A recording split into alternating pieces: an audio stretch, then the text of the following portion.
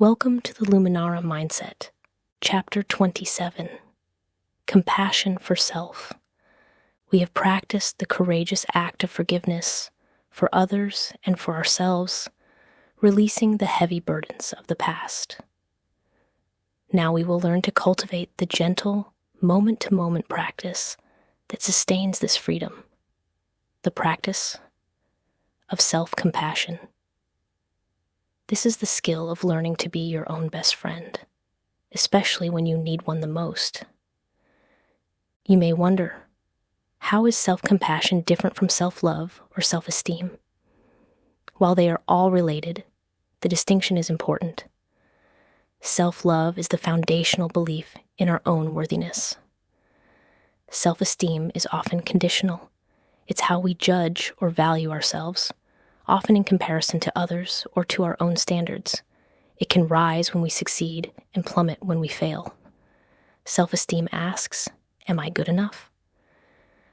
Self-compassion is unconditional. It is not based on performance, success, or failure. It is a way of relating to yourself with kindness, especially in moments of suffering. Self-compassion doesn't ask, am I good enough? It asks, I'm suffering right now. What do I need? It is a stable, reliable, and infinite source of inner strength that is available to you precisely when your self-esteem has abandoned you. Dr. Kristin Neff, a leading researcher in this field, has identified 3 core components of self-compassion. The first is self-kindness versus self-judgment. This is the most intuitive part. It is the simple act of being warm, gentle, and understanding with yourself when you are hurting, rather than meeting your own pain with cold criticism. It is treating yourself with the same care and kindness you would offer to a dear friend who is going through the exact same situation. When a friend makes a mistake, you don't usually say, "You're such an idiot." You say, "Hey, it's okay. You're human. You did your best." Self-kindness is learning to turn that compassionate voice inward. The second component is common humanity versus isolation. This is the antidote to shame. When we fail or make a mistake, our ego often tells us a story of separation. Everyone else has it together. What's wrong with me? I'm the only one who feels this way. This feeling of isolation is incredibly painful. Self-compassion reminds us of the truth of our shared, common humanity. It is the recognition that suffering, imperfection, and failure are not signs that you are broken. They are an inevitable and universal part of the human experience. Everyone struggles. Everyone feels inadequate at times. By remembering this, you connect yourself to the rest of humanity, rather than isolating yourself in shame. The third component is mindfulness versus over-identification.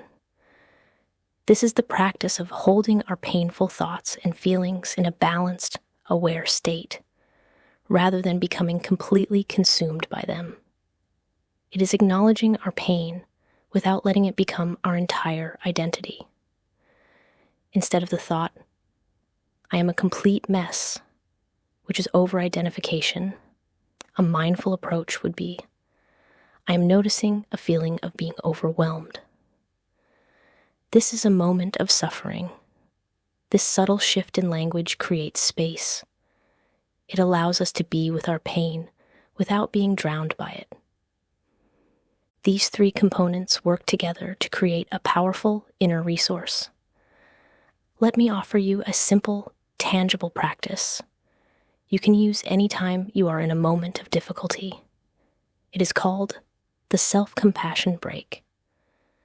When you notice a wave of stress, self-criticism, or painful emotion, the first step is to just pause.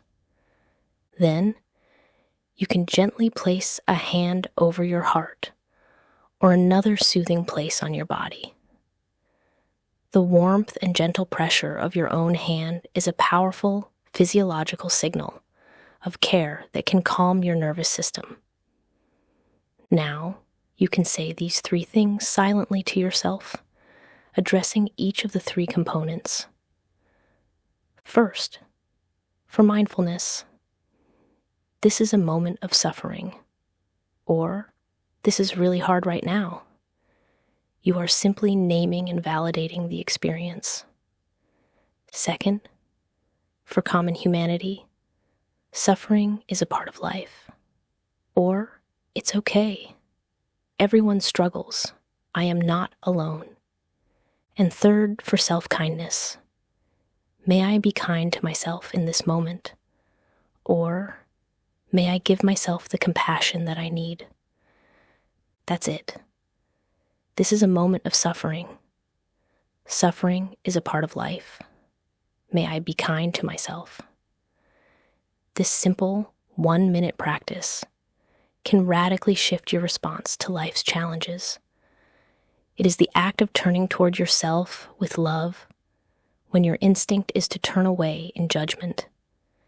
It is the ultimate practice of being your own ally. Welcome to the Luminara mindset. Your invitation this week is to practice responding, not reacting. Think of a small recent situation where you were hard on yourself or felt a surge of self-judgment. In your journal, write down what your typical critical response was.